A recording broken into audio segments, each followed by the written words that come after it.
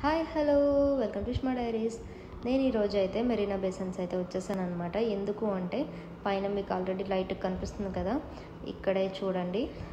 దీన్ని డ్రాగన్ అంటారు. So Chinese new year సందర్భంగా ఈ డెకరేషన్ అయితే చేశారనమాట. డ్రాగనే ఎందుకు చేస్తారు అంటే, ఈ చైనీస్ వాళ్ళకి ఇయర్కి ఒక యానిమల్ అని ఉంటుందన్నమాట. ఈ ఇయర్ అయితే డ్రాగన్ అట వాళ్ళ యానిమల్.